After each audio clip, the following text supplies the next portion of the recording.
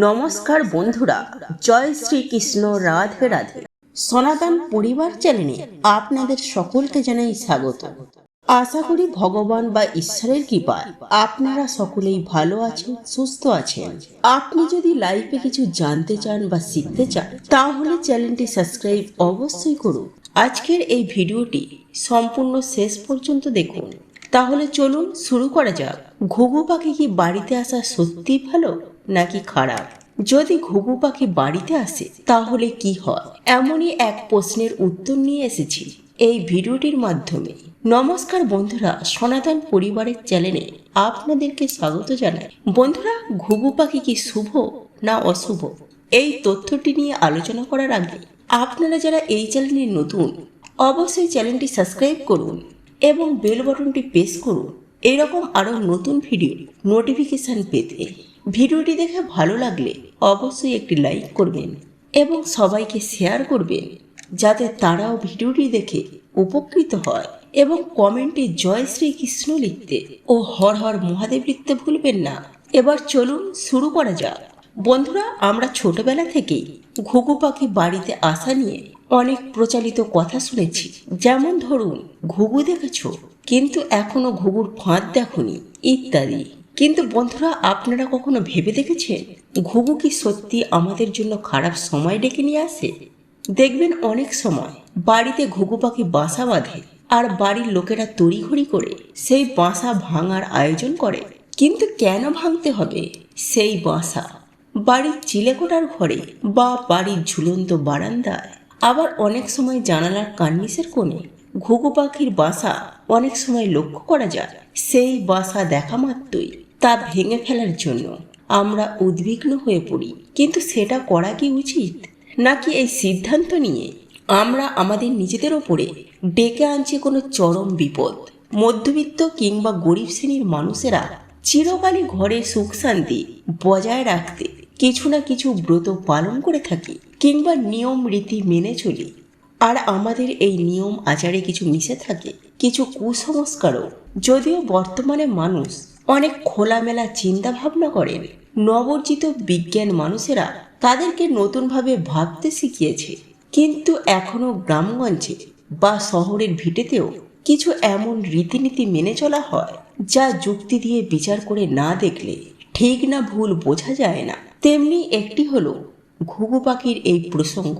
ঘুঘু দেখেছ কিন্তু এখনো ঘুঘুর ফাঁদ দেখনি, এই প্রচলিত বাক্যটির নানানভাবে অর্থ বিশ্লেষণ করা যায়। তাদের মধ্যে একটি হলো, তুমি লোভে পড়ে এই কাজে হাত লাগিয়েছ, কিন্তু এর ফলে যে নিজেকে কত বড় ফাঁদে ফেলেছ সেটা ধরতেই পারোনি। আমরা যখনই কাউকে ভয় দেখানোর চেষ্টা করি তখনই অনেক সময় এই বাক্যটি বলে থাকি। কেন এই ঘুঘু পাখির নামে এই বাক্যটি ব্যবহার করা হয়? তাহলে সত্যি কি ঘুঘু পাখি আমাদের জীবনে অনিষ্ট ডেকে আনে? আগেকার সময় মানুষের ঘুম ভাঙত পাখির ডাকে। এখন হয়তো গ্রাম অঞ্চলে এখনো হয়ে থাকে, কিন্তু শহরে বেশিরভাগই এখন কেবল গাড়ির আওয়াজ কিংবা কলকারখানার আওয়াজ। তবে এখনো বেশ কিছু মানুষ আছে যারা সকালে উঠে বাড়ির আশেপাশে কিংবা ঝুল বারান্দায় পাখির উদ্দেশ্যে দানা শস্য ছড়িয়ে রাখে। সকল পাখির ক্ষেত্রেই এমন স্নেহ মায়া দেখানো হলেও ঘুঘু পাখির ক্ষেত্রে এই ব্যতিক্রম দেখা যায়। অনেকেই এই পাখিকে বাড়ির আশেপাশে দেখে অস্বস্তিতে পড়ে যায়। তাদের এমন এক ধারণা যে ঘুঘু পাখির বাসা নিশ্চয়ই কোনো অশুভ শক্তির প্রতীক। কিন্তু বাস্তুশাস্ত্রে ও জ্যোতিষবিদ্যায় বলা আছে যে বাড়িতে যে কোনো পাখির বাসা থাকা অত্যন্ত শুভ ইঙ্গিত এবং সৌভাগ্যের প্রতীক। অর্থাৎ বাড়িতে যদি কোনো পাখি বাসা বাঁধে তবে তা কখনোই বিনষ্ট করা উচিত নয়। আমরা ছোটবেলা থেকেই দেখে এসেছি আমাদের হিন্দু ধর্মে দেবদেবীর বাহন এই পশু পাখিরা। এই কারণে কিন্তু ভগবানের সঙ্গে পশু পাখিদেরও পুজো করা হয়ে থাকে।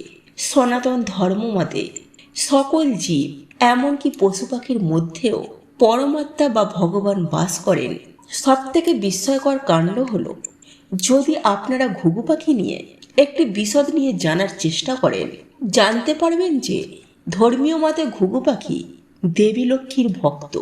তাহলে বাড়িতে ঘুঘু পাখির বাসা বাঁধলে তা ভেঙে ফেলা একেবারেই উচিত নয়। বরং যে গৃহে ঘুঘু পাখি বাসা বাঁধে সেই গৃহে সর্বদা সুখ শান্তি আনন্দ বিরাজমান। আর এখান থেকেই শুরু হয় ঘুঘু পাখির বাসা ভাঙার চেষ্টা, এবং প্রচলিত হয় এই বাক্য, ভাঙতে হবে ঘুঘুর বাসা, যা আসলে শত্রুপক্ষের বক্তব্য, যাতে তারা সুখে শান্তিতে পরিবারের বিনষ্ট করতে পারে। ঘুঘু পাখির বাসা ভেঙে তাদের গৃহে বিরাজমান মা লক্ষ্মীকে চঞ্চলা করতে পারে। কিন্তু কালের সাথে মানুষ এই বাক্যটিকে ব্যবহার করতে শুরু করে, কারণ না জেনে নিজের বাড়িতে ঘুঘু পাখির বাসা ভাঙার চেষ্টা করেন। বৈজ্ঞানিক মতে পরিবেশের ভারসাম্য রক্ষা করার যে কোনো প্রাণীর জীবন মহামূল্যবান। পশু পাখিদের মধ্যে পাখির সবচেয়ে বড় ভূমিকা পালন করে।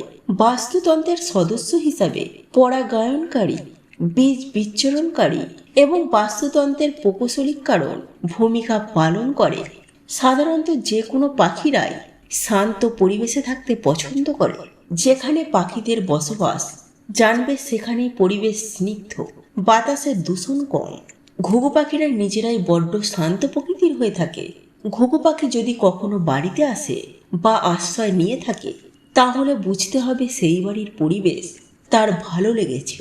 একটি পাখি তখনই বাসা বাঁধে যখন সে নতুন প্রাণের জন্ম দেয়। অর্থাৎ ঘুঘু পাখির বাসা ভাঙলে শুধু তাদের থাকার জায়গা বিনষ্ট হয় না, এমনকি পৃথিবীতে আসতে চলা নতুন প্রাণেরও ক্ষতি হয়। তাই ঘুঘু পাখির বাসা আমাদের ভাঙা উচিত নয়। তাহলে বন্ধুরা, এবার থেকে যদি কোনোদিনও নিজেদের বাড়িতে বা বাড়ির আশেপাশে কখনো ঘুঘু পাখির বাসা ভাঙতে দেখে, তাহলে সেটিকে ভাঙার বদলে সেই পাখির বাসার উপস্থিতিতে দানা শস্যের ব্যবস্থা করুন। দেখবেন শীঘ্রই আপনার বাড়িতে মা লক্ষ্মী স্থির হবে।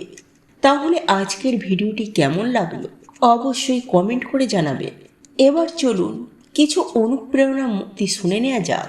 বিশ্বের সেরা এবং সবচেয়ে সুন্দর জিনিসগুলি দেখা বা স্পর্শ করা যায় না, সেগুলি হৃদয় দিয়ে অনুভব করতে হয়। সফলতা সুখের চাবিকাঠি নয়, সুখী সাফল্যের চাবিকাঠি। আপনি যা করছেন তা যদি আপনি ভালোবাসেন, তবে আপনি সফল হবেন। দেহের সৌন্দর্যের চেয়ে চিন্তার সৌন্দর্য অধিকতর মোহময় ও এর প্রভাব জাদুতুল্য। জীবন হলো পাঠের ধারাবাহিকতা, যা বোঝার জন্য বেঁচে থাকতে হবে।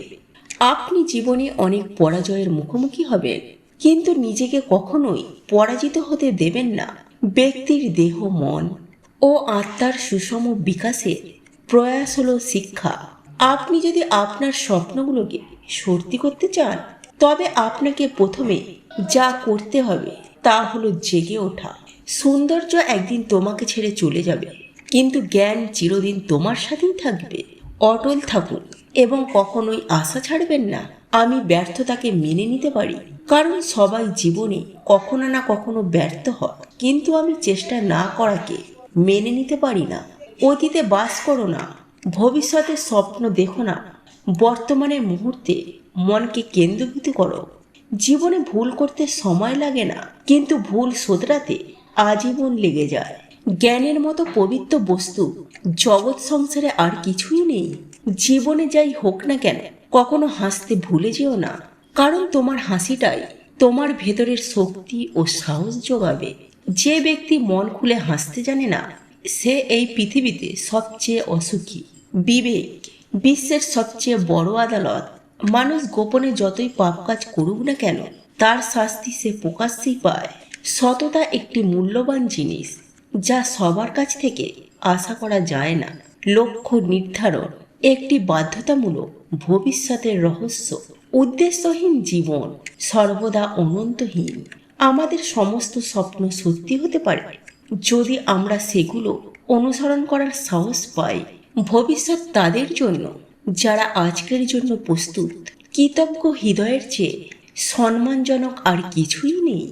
যদি তুমি স্বপ্ন দেখতে পারো, তাহলে তুমি সেই স্বপ্ন পূরণও করতে পারবে। কেবল বিশ্বাস হারিও না। 1000 মাইলের যাত্রা শুরু হয় একটি পদক্ষেপ দিয়ে। সাফল্য প্রায়শই তাদের দ্বারা অর্জিত হয় যারা জানেন না যে ব্যর্থতা অনিবার্য। আপনি যদি আপনার স্বপ্ন তৈরি না করেন, তবে অন্য কেউ স্বপ্ন তৈরি করতে সাহায্য করবে। তোমার একটি ছোট্ট পদক্ষেপ হাজার বছরের সফলতা যাত্রার শুরু হতে পারে। ব্যর্থ হওয়া মানে হেরে যাওয়া নয়, ব্যর্থতা মানে আবার নতুন কিছু শুরু করার প্রেরণা। বন্ধুরা, ভিডিওটি দেখে যদি ভালো লাগে তাহলে অবশ্যই একটি লাইক করবেন এবং সবাইকে শেয়ার করবেন, যাতে তারাও ভিডিওটি দেখে উপকৃত হন। সবাই ভালো থাকুন, সুস্থ থাকুন এবং মনের বশে নয়, মনকে নিজের বশে রাখুন।